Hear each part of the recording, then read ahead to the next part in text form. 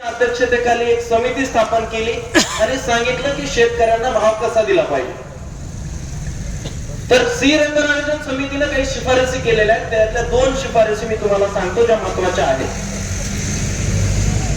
पहिली शिफारस, साखरेतून मिळणाऱ्या उत्पन्नाचे 70% पैसे शेतकऱ्यांना देऊन टाका. साखरेच्या उत्पन्नातील 70% पैसे कोणाला मिळाले पाहिजे? शेतकऱ्यांना मिळाले पाहिजे. एफआरपी विसरा, थोड्या वेळासाठी एफआरपी विसरा. मग साखरेचं उत्पादन किती होतं तुमचं? 1100 म्हणजे किती 110 किलो होत. साखरेचा एमएसपी आहे, एमएसपी म्हणजे हमी भाव आहे 37 रुपये. 110 गुणिले 37 करा, किती येते?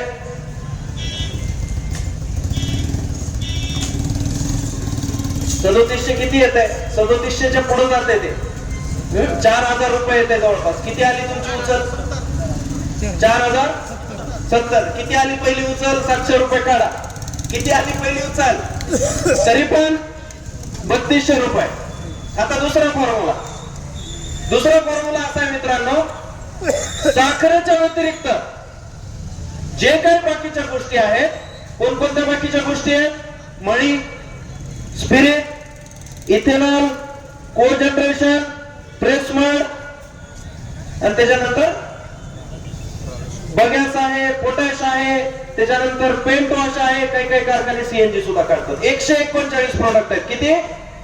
सगळे कारखाने 139 काढत नाही, पण 139 प्रोडक्ट आहेत. साखर सोडून बाकीचं जे राहिलं त्याच्यामध्ये 75% नफा मिळाला पाहिजे. 75% कुणाला मिळालं पाहिजे? शेतकऱ्यांना मिळाले पाहिजे. आता तुम्ही म्हणाल त्यातले 75%, मगाशी 7200चं आपण गणित सांगितलं, त्याच्यातले 75% काढले वरच्या ह्याच्यातले साखर सोडून, तर ते पण 1700-1800 रुपये होतं. आणि तुम्ही मागताय किती? अंतिम उचल 3550 आणि पहिली उचल 3200 रुपये. मित्रांनो, आता खरी गंमत इथून पुढे चालू होती. त्यांनी पुस्तक सांगितलं. बोबडे साहेबांनी काय सांगितलं? पुस्तक सांगितलं. पुस्तक आता सांगितलं. तुम्ही वाचलं का? नाही वाचलं. पुस्तक प्रसिद्ध झालं, आम सभा झाली, म्हणजे पुस्तक मान्य झालं. पुस्तक मान्य झालं का नाही? आता काही बोलून उपयोग आहे का? नाही. रिकव्हरी कुठे चेक होते? कारखान्यात. कोणत्या प्रकारची रिकव्हरी आपल्याला दिली जाते? Pooled average. कोणती रिकव्हरी दिली जाते? पूल्ड ऍव्हरेज म्हणायचं त्याला. सरासरी रिकव्हरी दिली जाते. आणि दुधाची रिकव्हरी कशी काढतात? फॅटची रिकव्हरी कशी काढतात? वैयक्तिक काढतात ना. फॅट कसे काढतात? तुम्ही गाईचं घातलं वेगळं फॅट, म्हशीचं घातलं वेगळे फॅट. मग बोका आलाय का हराम करून तुम्हाला आमचं वेगवेगळं रिकव्हरी घ्यायला? 265 का लावू देत नाही? याच्यामुळे लावू देत नाही. 14 रिकव्हरी आपल्याकडे सुद्धा येते. शेतामध्ये ब्रिक्स मीटर घेऊन जा, तुम्हाला कळेल. आणि त्यावेळेस तुमचे आमचे डोळे उघडतील की ह्यांच्याकडून 5000 रुपये भाव घेतला तरी कमी आहे. पूर्ण ऍव्हरेज नाही पाहिजे आपल्याला, वैयक्तिक रिकव्हरी पाहिजे, पण त्याच्यात जायचं नको. काटा आपण कधी चेक करत नाही. हे दुसऱ्या प्रकारचे कारखानदार आहेत. 15000 रुपये पगार आम्हाला देतात तशा प्रकारचे कारखानदार. काटा आपण चेक करत नाही, कायम विश्वास मानतो.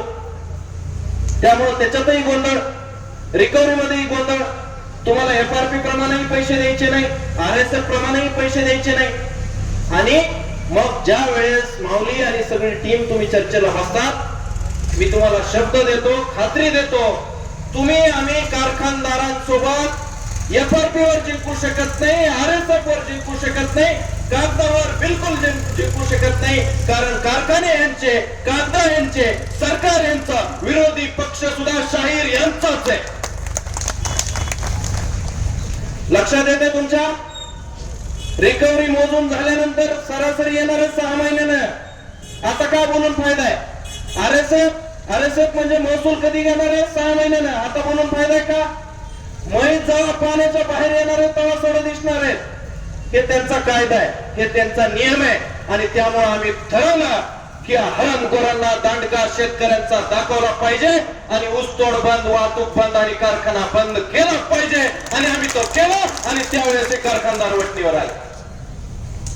मग आता कारखाना बंद करायचा आहे, ऊसतोड बंद करायची आहे, वाहतूक बंद करायची आहे. आता आव्हानं काय काय समजून घ्या. आता तुम्ही आज इशारा सभा देताय,